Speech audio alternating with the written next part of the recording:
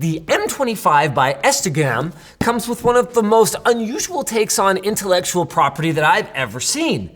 This device has pre-installed more than 30 copyright games. That's right, friends, this is one of those pirated game consoles. If users need to install other game programs, they should pay attention to the copyright of the content. If there are disputes or other liabilities caused by copyright, it has nothing to do with our company. Brother, you guys ripped off a PlayStation Portal and put a lot more than 30 pirated games on it.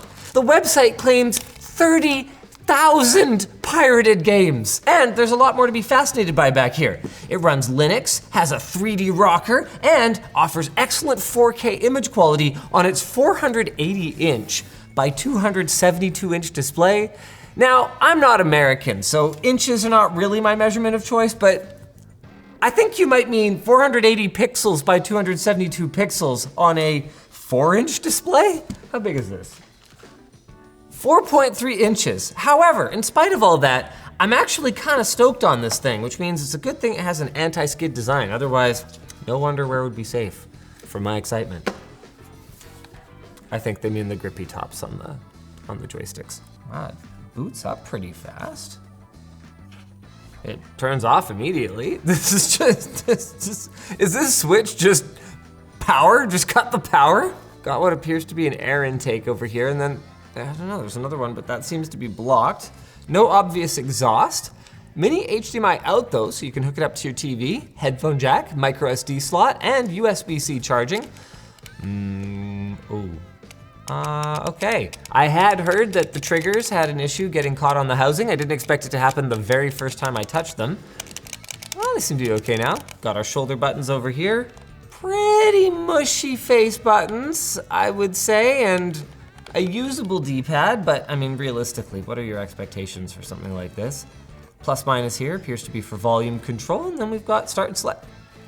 Both of them are labeled home. I guess they couldn't be bothered to do another mold that doesn't have home on it. The joysticks seem, again, functional enough. Whoops, did I launch something? How did that happen? I'm sure that was on me. The Emulec interface is just, it's a Linux distro that's sort of geared towards emulation. That was probably not on them. What also isn't on them is this message from our sponsor, dbrand, who is promoting dark plate.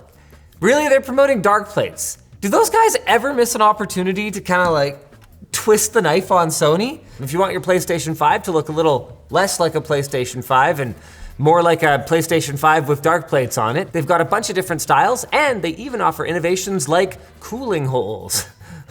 Sorry, I mean speed holes, but they don't make it go faster, they make it run cooler. Let's play a game I've played before, so I know how it should compare to the original experience. Played a ton of this as a kid. There's a bit of a weird moire on the screen. That's not visible in person. It actually looks pretty darn good. The sound is not very good. This game actually has a banger soundtrack. Oh yeah, here we go. Bring it on, Ed, or Bonsai, I think. Dang it. Okay. Got him. You know what though?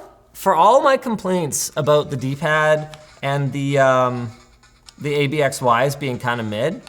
And like the travel is longer than I'd like to see on the D-pads and stuff. Like I'm not quick on it. It's definitely good enough. With that said, I'm not trying to play a fighting game or anything like that. The question now is how it's gonna handle more demanding systems. It's got a pretty basic quad-core Cortex-A55 processor from Rockchip with a pretty mid Mali GPU. So I gotta say, it's a pretty complete seeming package. Man, I am sucking right now. Just get out of here.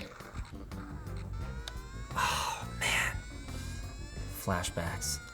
Anyway, no issues running SNES games. That crappy frame rate is true to the original game, and actually, this kind of low fidelity audio sounds pretty okay on the speakers, and I quite like the screen as well. It seems accurate enough that it wouldn't bother me. Of course, Super Nintendo, not the most demanding thing.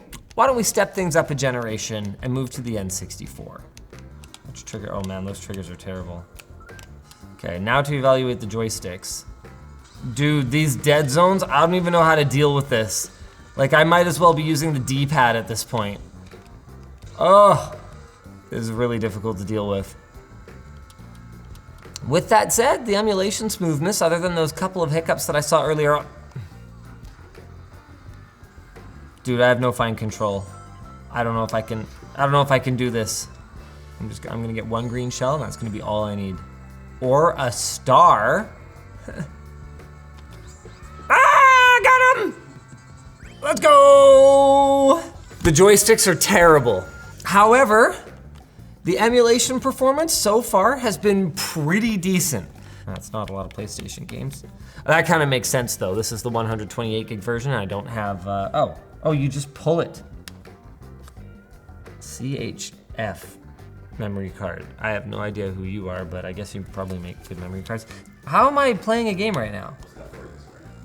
No, it's not in the RAM. Ooh, high jump.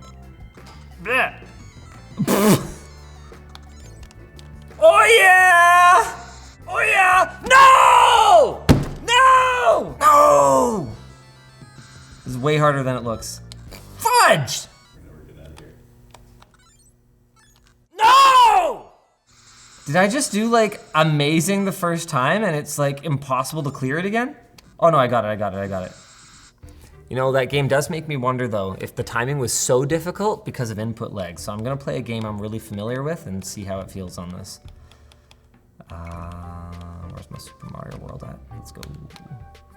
Wait, there's no Super Mario World on here? Hold on, are there no Mario games? Oh, no touchscreen's a bit of a downer. That didn't even occur to me. There's no Mario games. Wait, there was Mario Kart. Hold on a sec, what? It had Mario Kart 64 on it. Andy recommended this game. Yeah, I don't think I can really blame the input lag on this for my woes. Everything that's on here should run pretty okay. And yeah, this experience is something that could easily be recreated by installing Emulec on basically anything and loading some ROMs onto it, but the package here is not the worst value. What is it, 90 bucks? And it's amazing how much value you can deliver to your customers when you infringe other people's IP and accept no disputes or other liabilities caused by copyright. It has nothing to do with our company. So I can't promote buying this thing, but what I can say is if I was trying to keep my kids busy in the backseat on a long road trip, there's certainly worse ways to do it. In conclusion, these pirate consoles raise all kinds of legal and ethical concerns, but I'm not gonna tell you what you should or shouldn't buy. What I will tell you is if you spend your about $90, I think, on the 128 gig version of this one, there are a few usability issues. The thumbsticks suck. The emulation performance is okay, and the triggers do get stuck, as we saw in some reviews online. So you might be able to kind of shave the plastic down a little bit and alleviate that, but I don't think there's anything you're gonna be able to do about the joysticks. So make of that what you will, and subscribe to ShortCircuit.